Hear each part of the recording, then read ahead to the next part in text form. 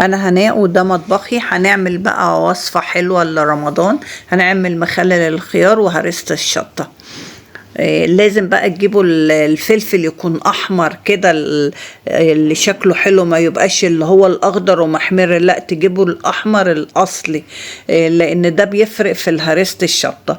وكمان بقى عشان ما تقطعوه حلو كده، قطعوه بالمقص، يعني الطريقة ديت افضل. يعني انا جايبه كده زي نص كيلو وشويه، هبقطعه كده هوت بالمقص، وامسك من العنقود بتاعه الاخضر عشان ما يبقاش ايديا حاميه ولو حطيتها على عيني ولا وشي. طبعا انتوا لازم تغسلوه وتنشفوه حلو قوي عشان هرسة الشطه تنجح وتقعد معاكم فتره طويله ان شاء الله، حتى سنه. يعني انا بعملها من السنه للسنه، بتنفع في كل حاجه. تقطعوا كده هوت الفلفل زي ما انتوا شايفين، انا هضربه كده على كذا مرة، وكل مرة هحط معلقة ملح كبيرة. بصوا زي ما انتوا شايفين كده هو. يا ريت بقى يعني تتبعوا كده الخطوات. يبقى انتوا تغسلوا الفلفل وتنشفوه بفوطة كده، تروحوا منشفينه عشان ما يبص منكم. وهنضرب كده الفلفل على كل حبة، نحطهم في الكبة، نحط ملح. في ناس بتعمله وتحط توم، لا انا بعمله بس كده هوت لوحده. الفلفل لوحده بس كده. هو اللي عايز يحط توم يحط. الهريسة دي بقى حلوة قوي، بتنفع في سمك، بتنفع في كبدة، بتنفع في خضار، تحطوا حتة منها، بتنفع في الرز بتاع الصيادية، بتنفع في كل حاجة بالطعم. بس تخلي بالكم ان هي فيها ملح، وتخلي بالكم برضو ان هي حامية جدا. يعني لو اخدتوا ما تكتروش منها، لان الفلفل الاحمر ده حامي جدا جدا. بصوا انا حطيتها كده من غير زيت. بعد كده هوت هنحط عليها كمية زيت حلوة يعني كده هو عشان تحفظها.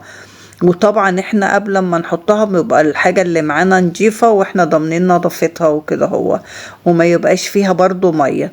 هنخلص بقى الكمية اللي معانا اهو. انا خلصت الكمية اللي معانا، ونحط بقى عليها زيت وكده هو. بصوا زي ما انتوا شايفين، انا العلبة دي بتكفيني بصراحة فترة، يعني بتقعد عندي كذا شهر. ما بحبش اعمل كمية كتير عشان ما يعني ما تقعدش وقت طويل. هي دي تقعد عندي بقى 6 شهور حاجة، اخلصها وقبل ما تخلص اكون عاملة غيرها. بصوا ونحطه بقى فوق الوش كده زي يعني ربع كوباية زيت كده عشان تحفظها لكم. ممكن تحطوها في التلاجة، عايزين تحطوها في الفريزر، اللي يريحكم.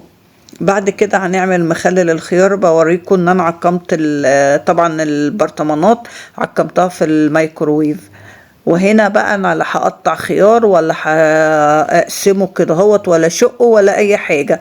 الخيار بس يكون بلدي وحلو، اهم حاجه عشان يطلع مقرمش معاكم المخلل الخيار. يا ريت تكونوا جايبين الخياره ناشفه كده هوت ومش طريه، يعني ما تمسكوها كده ما تبقاش طريه، لان لو طريه هتلاقي الخياره كده يعني استوت، عبال ما خلصت استوت كده وبقت عامله زي السفنج ومش حلوه.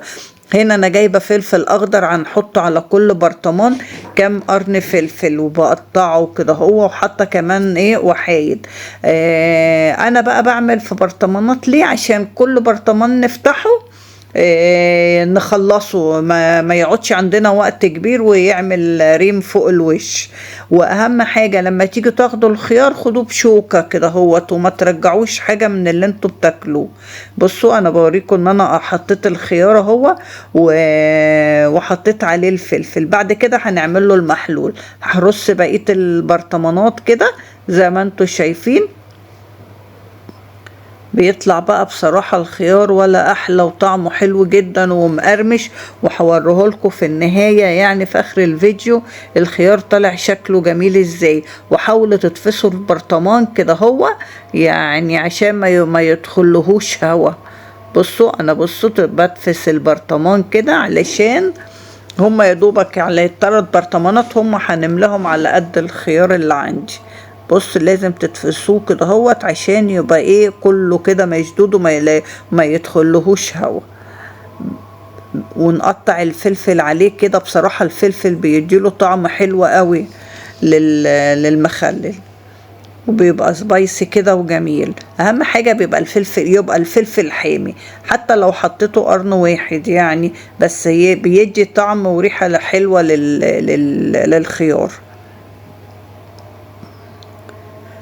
بصوا هقطع بقى كده اهوت، وحامله البرطمان التالت. انا بوريكم بس كده بالراحه، وبعمل خطوه خطوه قدامكم عشان اللي ما بيعرفش يبقى عارف.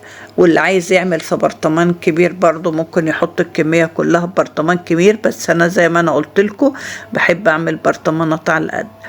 هعمل لكم برضو مخلل مشكل في البرطمانات برضو، برطمان كبير ان شاء الله. الطريقه هتعجبكم، بس انا قلت الاول ابدا معاكم بمخلل الخيار. والخيار اليومين دول حلو قوي في السوق، واهم حاجه زي ما انتم شايفين كده الخياره، بصوا لونها الاخضر الفاتح. ما تجيبوش الخياره الغامقه قوي دي، الخياره الغامقه مش حلوه. هنا بصوا انا مليت البرطمان كله، هيتبقى بقى خياره، لا مش هسيبها برضو، هقطعها. ودي خلاص مش عايزه تدخل، هقسمها واحطها، يعني فاضل حتة صغيرة كده هتبقى باين. اديني بصوا قسمتها، لازم نتصرف يعني بصراحة. اهي البرطمان ده حسيت ان هو مهوي، حطيتها فيه. ودي برضو مش هنسيبها، اقطعها واحطها. بصوا، وبعد كده برضو هحط لها حبة فلفل. ودي حطينا الكمية اللي عندنا كلها هي، بصوا، ونحط لها الفلفل برضو كده تمام. وبعد كده نعمل محلول الملح بتاعنا اهو. حاولوا تدفسوه، الحاجة ديت الدفس دهوت للبرطمان بيخليه ما يدخلهوش هوا ولا يعمل بكتيريا اللي هو الريم الابيض اللي فوق الوش. وهوريكم وانا بفتحه هيبقى شكله حلو اوي زي الفل. يعني المخلل انا لا هحط له خل ولا هحط له حاجه، لان انا مش عايزاه اعمله سريع. انا هسيبه كده هو اسبوع، 6 ايام 5 ايام كده. هو اول ما تلاقوه اصفر ولونه غير افتحوا عليه، لكن انا مش عايزاه سريع واحط له خل. الخل كمان عبال اخر الخيار هيبقى طر المخلل بتاعنا. هنا انا عندي حته تومه بالفلفل، حطيتها هيت على وش. المفروض يعني توم صحيح، بس انا ما عنديش، احنا بنفرم التوم. فانا حطيت في كل كده برطمان زي فصين توم كده، هو بيدي طعم حلو قوي للخيار. بصوا انا هعمل بقى المحلول الملح. حطيت اهو 3 معالق، يعني ممكن ما يكونوش مليانين، حطيت كمان معلقة. ونقلبهم كده. طبعا المية مغلية وسايبينها تبرد وفترت خالص، يعني المية تعتبر باردة. نقلب بقى الملح كده هوت لغاية ما يدوب معانا، ونوزعها على البرطمانات كده. انا بالنسبة لي حلوة قوي. بصوا هوزع بقى المية كده على 3 برطمانات. وبعد كده بقى لازم تقفلوه حلو قوي عشان يبقى محكم، وتحطوا قبل ما تقفلوه كيس نايلون.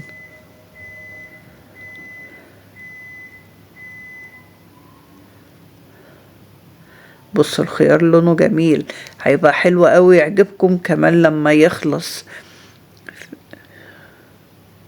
في ناس بقى بتحط سكر، معلقة سكر، في ناس بتحط معلقة عسل.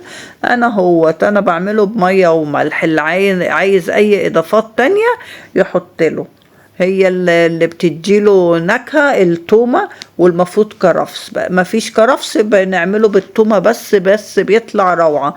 يبقى التومة والفلفل وكده بتبقى زي الفل. بصوا غلفته كده هوت وقفلت عليه حلو قوي. واجي هوت بعد اسبوع، بصوا الخيار اللي فوق الوش ده التوم، خلي بالكم اهو، ولا عامل ريم ولا عامل اي حاجة. ولما تيجوا تاخدوا منه مش بايديكوا، تاخدوا بالشوكة، على اساس ان هو برضو ما يعملش بعد ما تفتحوه ريم. بصوا الخيارة متماسكة ازاي، وهقطعها لكم كمان عشان تشوفوها ان هي بصوا متماسكة، شكلها حلو، مش طرية، ما بتنزش مية، لا جميلة ومقرمشة، والخيار شكله زي الفل.